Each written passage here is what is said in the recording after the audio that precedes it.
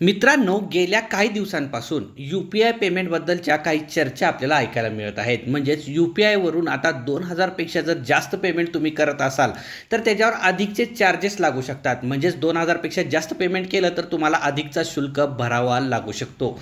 नेमकं हे खरं आहे का? आणि खरं असेल तर कोणाला हा शुल्क भरावा लागणार आणि किती शुल्क भरावा लागणार? याचीच संपूर्ण सविस्तर माहिती आपण या व्हिडिओमध्ये घेणार आहोत. नमस्कार, मी रोहित आणि तुम्ही पाहताय मराठी इन्फॉर्मर रोहित गोरे. यू-पी-आय वरून 2,000 पेक्षा जास्त रकमेचा व्यवहार जर झाला तर ह्याच्यावर शुल्क लागू शकतो. अधिकचे चार्जेस तुम्हाला पे करावे लागतील. आता या बातमीला, या चर्चेला नेमकं उधाण का आलं हे बघूया. कारण लोकसभेत टॅक्सेशन आणि अदर लॉज म्हणजेच अमेंडमेंट बिल 2026 मंजूर झाला आहे.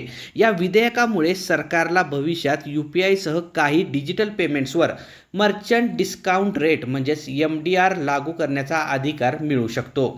आता 2,000 पेक्षा जास्त प्रत्येक यू-पी-आय व्यवहारावर आपल्याला हा शुल्क लागणार आहे का? तर याचं उत्तर आहे नाही. सध्या कोणतेही शुल्क लागू झालेले नाही. हे विधेयक फक्त सरकारला भविष्यात नियम करण्याचा कायदेशीर अधिकार देते. आता हा MDR जो आहे, हा शुल्क नेमका कोण भरणार? तर प्रस्थापित MDR हा व्यापाऱ्यांकडून आकारला जाऊ शकतो. सामान्य ग्राहकांकडून यू-पी-आय पेमेंटसाठी शुल्क आकारण्याचा प्रस्ताव नाही. म्हणजेच हा जो शुल्क आहे, हा व्यापाऱ्यांकडून सरकार आकारणार आहे. सामान्य व्यक्तींना ह्या शुल्क लागणार नाही. म्हणजेच पर्सन टू पर्सन जर दोन मित्रांमध्ये, भाऊ बहिणींमध्ये, नवरा बायकोंमध्ये जर व्यवहार होत असतील तर त्यासाठी त्यांना चार्जेस लागणार नाहीत. आता कोणत्या व्यवहारांवर परिणाम होऊ शकतो? 2,000 पेक्षा जास्त रक्कम व्यापाऱ्यांना आपण जर पाठवली, म्हणजेच P2M पर्सन टू मर्चंट असा व्यवहार जर आपण यू-पी-आय वरून केला तर तिथे MDR लागू करण्याचा विचार आहे. वैयक्तिक P2P व्यवहारांवर याचा परिणाम होणार नाही.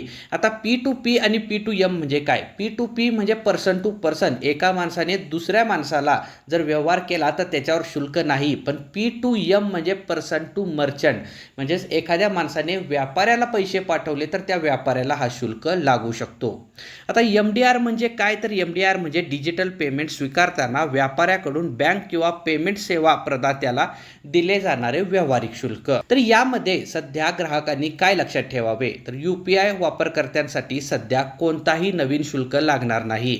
सरकारने अद्याप MDR लागू करण्याचा अंतिम निर्णय घेतलेला नाही, त्यामुळे व्यापाऱ्यांना सुद्धा हा शुल्क लागणार नाही आणि अधिकृत अधिसूचना आल्यानंतरच हे नवीन नियम लागू होतील.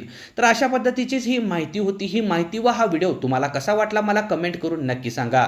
आणि असेच नवनवीन माहितीपूर्ण व्हिडिओ पाहण्यासाठी आपल्या चॅनलला सबस्क्राईब करा आणि बेल आयकॉन प्रेस करून ऑल नोटिफिकेशन ऑन करा. म्हणजे इथून पुढे जेव्हा असेच नवनवीन माहितीपूर्ण व्हिडिओ आपल्या चॅनलवर अपलोड होतील तेव्हा त्याचं नोटिफिकेशन तुमच्यापर्यंत सर्वप्रथम येत राहील व दररोज तुम्हाला नवनवीन माहिती फ्रीमध्ये पाहायला मिळत राहील. धन्यवाद.